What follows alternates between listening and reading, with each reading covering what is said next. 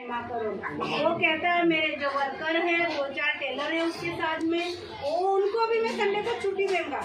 जा भाई जी लो अपनी जिंदगी। वो विश्वास में नहीं है, जो टेलर है उनके साथ में वो विश्वास में नहीं है। लेकिन मैंने देखा भाई ये वचन से हम रोज नहीं उसके पास जाते हैं, आपके पास में आते हैं, घर पे आते हैं, मीटिंग में आते हैं, आपके पास हमेशा रहते हैं।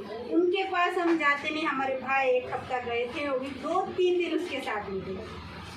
लेकिन देखिए मैं सोचने लगी भाई उनको कोई सिखाने वाला नहीं, ज़्यादा करके वो कौन से ही बातें करते, कौन से सीखता है वो, फिर भी उसका इतना विश्वास कि मैं संडे के दिन अक्सर लोग बोलते हैं संडे के दिन सबसे ज़्यादा धंधा होता है। हालेलुया। मेरे उस भाई का मैं सच में आज मैं देखती हूँ ना, लोग यहाँ पर अपने लोग हैं वो प्रार्थना नहीं कर पाते। आज लोग यूपी में, बिहार में जो लोग हैं उतना अच्छा प्रार्थना करते हैं कि वो सुन के करते हैं, है ना। जूम पे आज हमारे नए पुराने भाई कोई नहीं है, लेकिन वो लोग रोज फोन करके सादा, वो जिनके पास मोबाइल जो बड़े स्क्रीन वाले मोबाइल है वो सादा मोबाइल पे भी सुनते हैं, लेकिन उनकी भूख और प्यास है। और आज जितना प्रार्थना करेंगे कि वो 1 घंटा किसी को देंगे नहीं, 1 घंटा प्रार्थना करेंगे अगर उनको रोकेंगे नहीं तो, इतना अच्छा प्रार्थना। तो हम सबको कितना अच्छा प्रार्थना करना चाहिए। हालेलुया। ये मेरा विषय नहीं है कि निकल गए इसलिए, लेकिन सचमुच आज हमें प्रभु को पहला स्थान दे। अगर ये दुनिया हम छोड़ के जाएंगे ना, कुछ नहीं लेके जाएंगे, हम खाली जाएंगे। अगर आपके पास वचन है तो परमेश्वर के पास जाओ, अगर वचन नहीं है तो, क्योंकि वचन के बिना हम परमेश्वर के पास नहीं जा सकते। तो परमेश्वर कहता है मार्ग, सत्य और जीवन में हूँ, जो मेरे पास आएगा वही पिता के पास जाएगा। आज यीशु हमारा मार्ग है, यीशु को विश्वास करके उसके मार्ग पर चलिए, उसके वचनों को सीखिए, उसकी आज्ञा पर चलिए, उपवास रखिए, अक्सर उपवास रखिए कि प्रभु मैं अक्सर मैं आपके मार्गों में चल सकूं, जब भी मैं दुनिया छोड़ के जाऊँ तो मैं आपके पास आऊँ। हालेलुया। मेरे पास बहुत ही कम समय है क्योंकि आधा घंटा, लेकिन शायद आधा घंटा हो चुका, मैं थोड़े में खत्म करूंगी।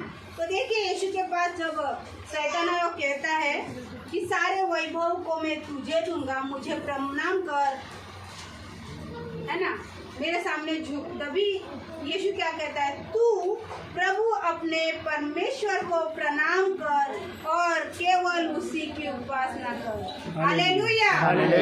शैतान को सब वचन मालूम है, क्योंकि शैतान तो ऊपर से ही आए, वो यीशु के पास ही रहते थे, लेकिन कपट के कारण वो नीचे आ गया। हालेलुया। फिर भी वो वचन लेके इसके पास पहुंचा, यीशु के पास। वो यीशु के पास आता है तो आपके पास भी आता है। हालेलुया। इसलिए प्रार्थना में, आराधना में, वचन में रहिए, ताकि आपके वचन जो उपवास है वो व्यर्थ न हो जाए, बीच में टूट न जाए। इसलिए आपको उपवास में रहना है। उपवास रहते हैं तो सचमुच हमें प्रार्थना करना है, अपने आप को जागना है। हालेलुया। हम फटाफट वचन पढ़ेंगे। 6 अध्याय, मत्ती का 6 अध्याय, उपवास 16 वचन। हाँ पढ़ो, कौन पढ़ा? जब तुम उपवास करो तो कपटियों के समान तुम्हारे मुंह पर उदासी न छाई रहे, क्योंकि वह अपना मुंह बनाए रहते हैं ताकि लोग उन्हें उपवासी जाने। मैं तुमसे सच कहता हूँ कि वे अपना प्रतिफल पा चुके। परंतु जब तुम उपवास करो तो अपने सिर पर तेल मल और मुँह धो, ताकि लोग नहीं परंतु तेरा पिता जो गुप्त में है तुझे उपवासी जाने। इस दशा में तेरा पिता जो गुप्त में है देखता है, तुझे प्रतिफल देगा। हालेलुया। तो देखिए सचमुच हमें उपवास रहना है तो गुप्त में रहना है, जो हमारा परमेश्वर गुप्त में है उसको दिखाई दे, ताकि हम उसका फल मिले। हालेलुया। तो देखिए मैं 18 वचन पढ़ूंगी डायरेक्ट। ताकि लोग नहीं परंतु तेरा पिता जो गुप्त में है तुझे उपवास जाने। इस दशा में तेरा पिता जो गुप्त में देखता है तुझे प्रतिफल दे। हालेलुया। तो हमें सच में गुप्त में उपवास रखना है, हमने अपने आप को जांचना है, अपने मन को तैयार करना है और उपवास में रहते हैं अपने बाल को झाड़िए, मुंह को धोइए और फ्रेश रहिए, ताकि आप किसी के बीच में खड़े हो तो उपवास में न जाने। हमारा केवल पिता जो गुप्त में उसको दिखाई दे। हालेलुया। हालेलुया। तो हमें इसी तरह उपवास रखना है। और एक में हम वचन पढ़ेंगे और उसके बाद खत्म करेंगे। जीसस यशायाह का 58 का 6।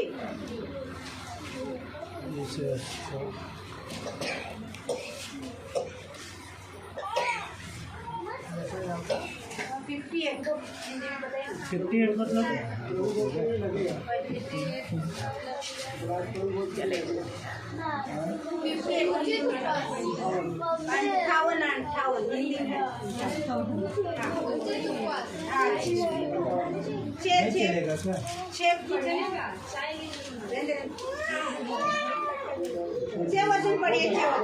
58 का 6।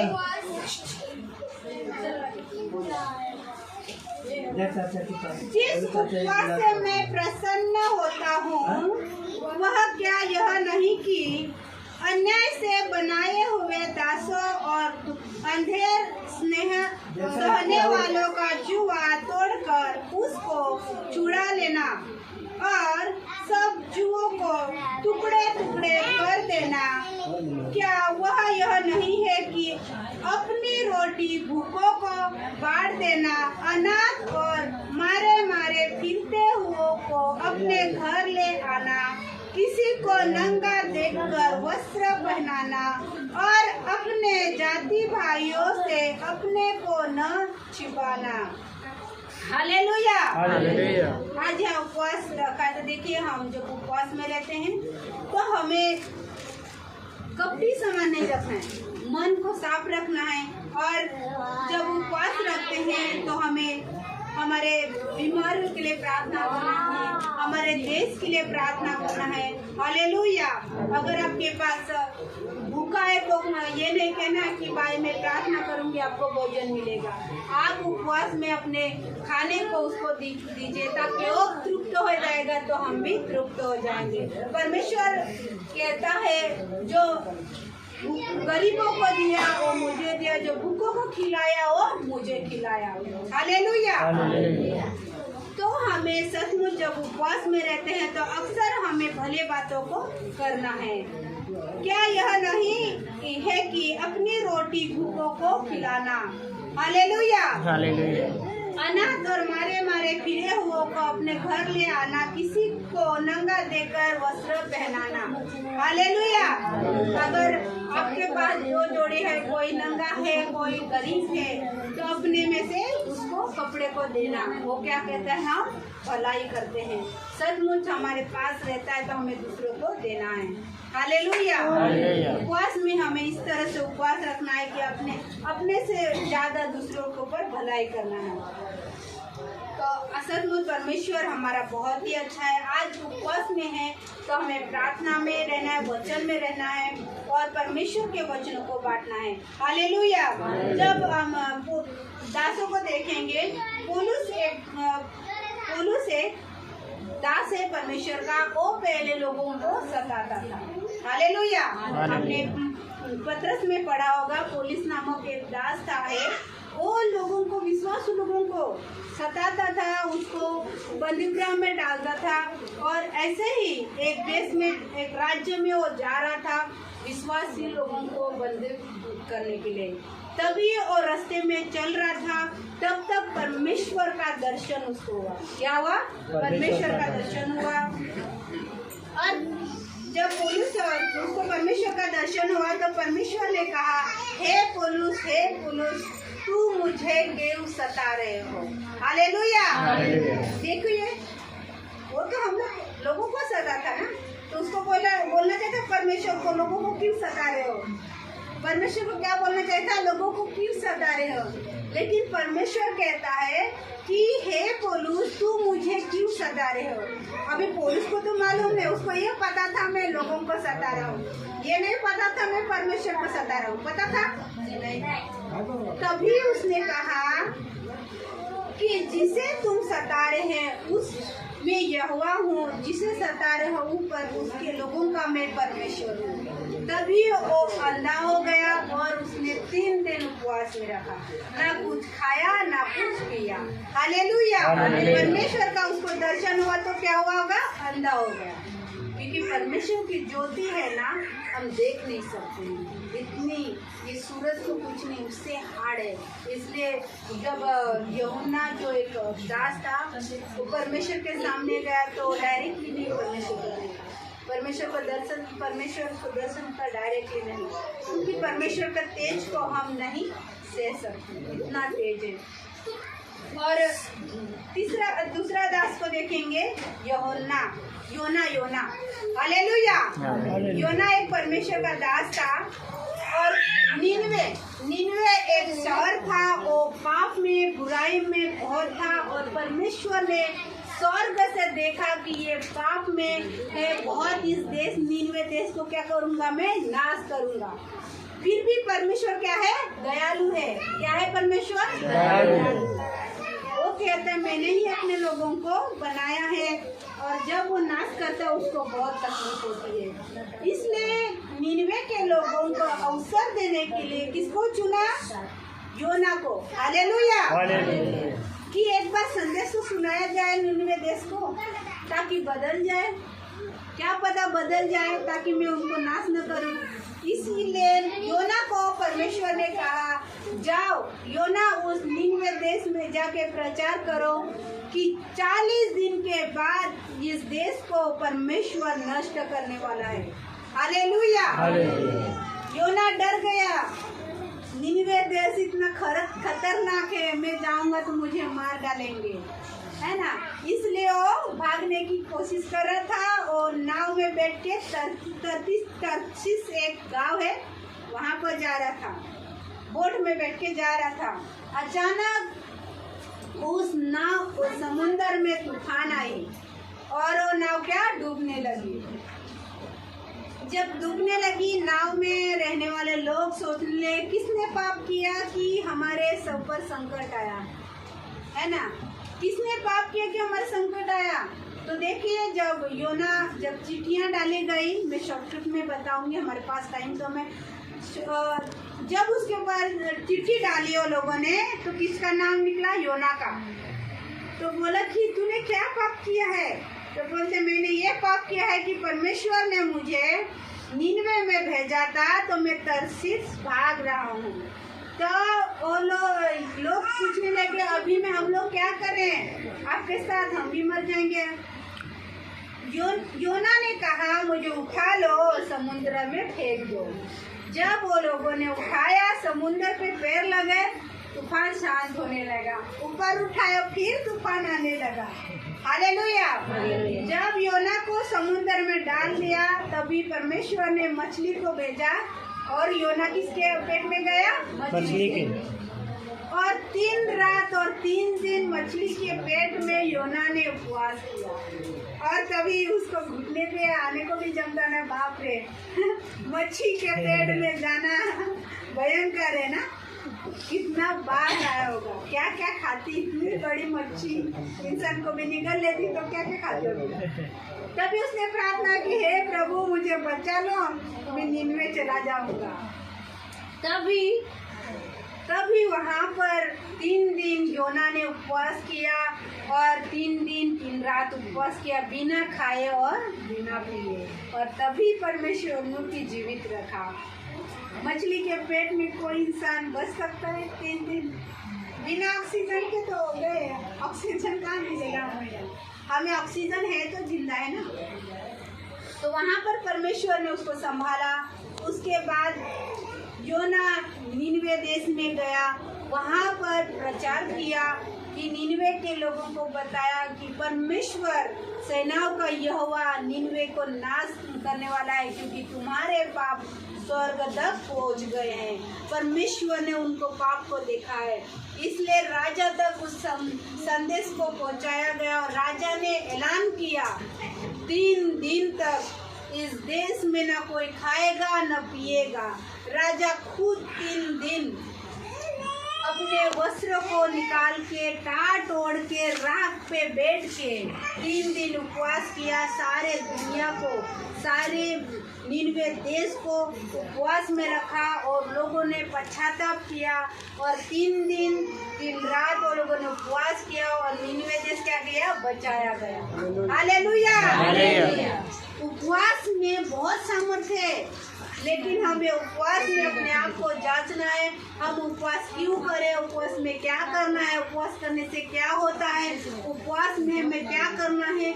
कितनी बार प्रार्थना करना है? हमारे पर निर्णय लेना है। हमें 3 बार प्रार्थना करना है। तो समय का आदर करते हुए समय पे प्रार्थना करना है और परमेश्वर से प्रार्थना करना है जिस विषय पे आप बैठते हो। हालेलुया। और देखिए वो देश कितना बड़ा होगा, हमारा भारत देश कितना बड़ा है। हालेलुया। 130 करोड़ की आबादी हमारा भारत देश है, तो वो भी उससे ज्यादा है, लेकिन फिलहाल तो 130-135 बोल रहे हैं, लेकिन उससे ज्यादा है। लेकिन उस देश में भी, निनवे देश में इतना लोग होगा, वो भी नाश करेगा, इतने लोगों का नाश करेगा। परमेश्वर को दुख नहीं होता है? होता है। परमेश्वर कहता है एक आत्मा नरक में जाता है, परमेश्वर दुखी क्या रोता भी है। हालेलुया। अगर एक आत्मा परमेश्वर के राज्य में प्रवेश करता है, स्वर्ग में आनंद होता है। हालेलुया। तो सचमुच आप उपवास में रहिए, वो रहते हो तो आप उपवास को यूं ही मत समझे, बड़ी बड़ी कठिनाई से हमें परमेश्वर उपवास में छुड़ाता है। हालेलुया। आज अगर इतने बड़े देश, निनवे देश को बचाया, क्या हमें छोटी सी मुश्किल से नहीं निकालेगा? निकालता है। परमेश्वर सामर्थ्य योग्य है, वो अपने वायदे का पक्का है, अपने वायदे को वो ये नहीं करता, उससे मुकरता नहीं, अपने मुंह को नहीं फेरता है। हालेलुया। और हम तीसरा दास देखेंगे, मूसा। उसने 40 दिन किया। कितना किया? 40 दिन। क्यों किया? 10 आज्ञा के लिए। कितना? 10 आज्ञा। परमेश्वर ने कहा मूसा तू सीने पर्वत पे आ जाओ। कितने? सीने पर्वत। सीने एक पर्वत था, बड़ा पहाड़ था। उस पहाड़ पे गया और कहा कि मैं तुम्हें 10 आज्ञा दूंगा। तभी मूसा सीने पर्वत पर 40 दिन और 40 रात भूख और प्यास से 40 दिन उपवास रखा। हालेलुया। कितना दिन? 40 दिन और 40 रात उसने उपवास किया और वहाँ पर परमेश्वर ने उनको और उसके बाद, हालेलुया, और उसके बाद उसको 10 आज्ञा मिली। तो आज हम कैसे उपवास करते हैं उसके अनुसार। हालेलुया। अगर आप 40 दिन उपवास, 40 दिन नहीं, आज आने वाले दिनों में मार्च में क्रिश्चियन लोगों का 40 दिन का उपवास रहता है, वो शाकाहारी रहता है, मांसाहारी नहीं। वो दिन भर उपवास करते हैं, शाम को दाल भात शाकाहारी खाते हैं। तो 40 दिन का उपवास करने की कोई जरूरत नहीं। हालेलुया। आप एक दिन बड़ी कोई भी कठिन बात हो, एक दिन भी उपवास रखोगे तो आपको छुटकारा, जो भी बात है आपको पूरी हो जाएगी। आज निनवे देश इतना बड़ा शहर, वो लोगों ने 40 दिन उपवास करना चाहिए था ना, लेकिन कितना दिन किया? 3 दिन। 3 दिन उपवास किया और उसके देश को बचाया। तो हमें 40 दिन करने की क्या जरूरत है? हमें जितना कम करोगे अच्छी बात है। 10 दिन करो, 10 दिन से ज्यादा तो नहीं करोगे तो अच्छी बात है, क्योंकि 10 दिन खाने की काम नहीं है, उपवास है ना, खाने की काम नहीं है। किसी की अच्छा भी होता है, उसके बाद विपरीत आपको संकट आएगा, तो संकट के बचने के लिए कुछ होना चाहिए ना आपके पास। आप कैसे बच सकते हो? अगर आप उपवास में हो, आपके पास संकट आया है, आपके पास परिस्थिति आई है, हम लोग आजू बाजू में 1000 लोग रहते हैं अविश्वास में, एक विश्वासु घर है, 1000 लोगों में कितने लोगों के साथ में हम लोग का क्या होता है? उपवास में क्या होता है? क्या हम स्थिर हैं? क्या हम नम्र हैं? क्या हम समझ रहे हैं ये हमें क्यों बोल रहे हैं? हम उपवास में हैं और हमारे पास कोई आया, हमारे पास गाली दिया, कुछ बोल दिया, तो हमें भूल जाएंगे भाई हम उपवास में हैं, है ना? हम लड़ने लगेंगे कि हम भूल जाते हैं भाई सामने वाला गाली मारा है, हमसे झगड़ा के हम छोड़ेंगे? ये भूल जाएंगे हम लोग उपवास में है। परमेश्वर ने कहा है जब उपवास में रहते हो तो नम्र बनो, शांत रहो, मन को साफ करो। इसको भूल जाएंगे हम लोग, विश्वासु लोग, और क्या करेंगे, लड़ने लगेंगे, तो हमारा उपवास व्यर्थ हो जाता है। इसलिए आप थोड़ा ही उपवास रखिए, लेकिन मन साफ करके रखिए, अपने आप को जांच के रखिए, ताकि उपवास का फल तुम्हें मिले। अपने मत्ती में 6 में 8 में पढ़ा ना कि आप उपवास रखते हो तो कौन देखते हमारा जो गुप्त परमेश्वर हमारे उपवास को देख के क्या दे, हमें फल दे, प्रतिफल दे। हाँ, तो हमें ऐसा उपवास रखना है। हालेलुया,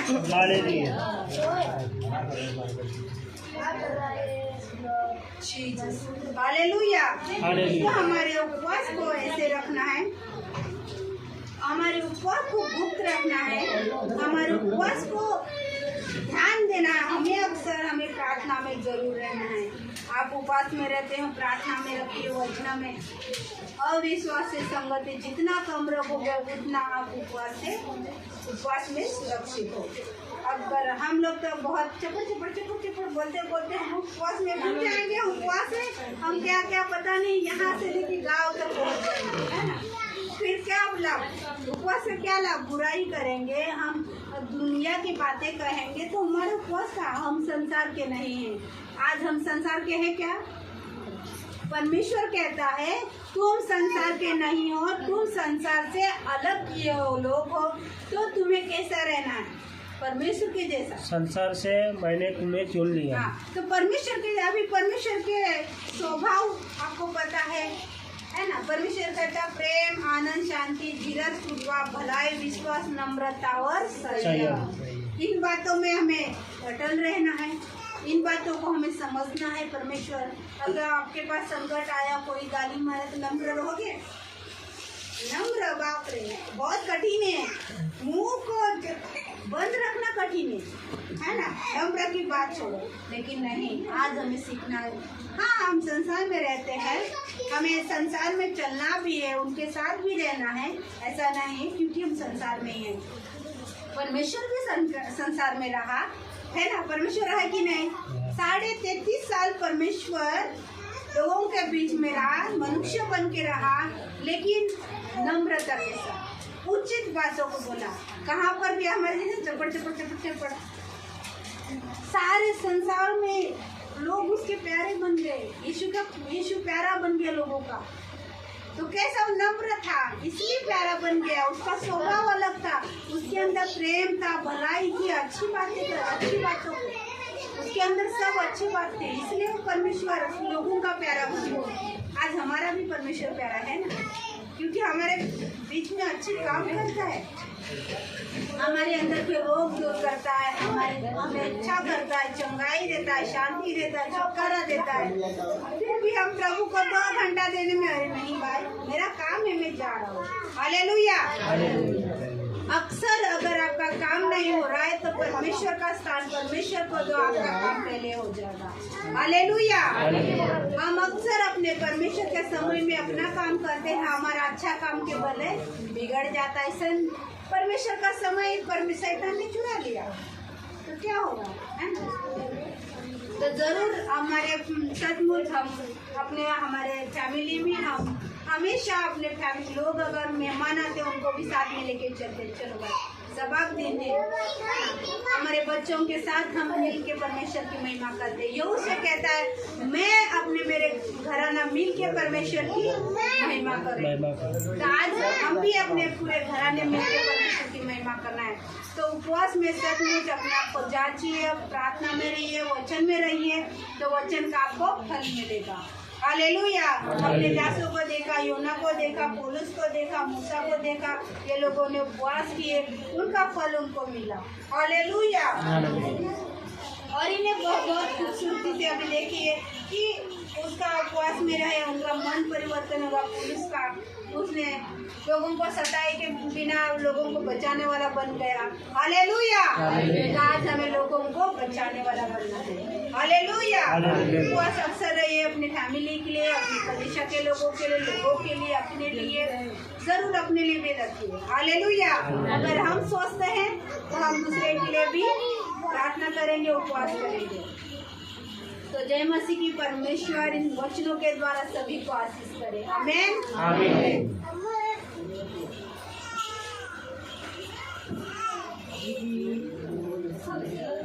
जय मसीह की। जय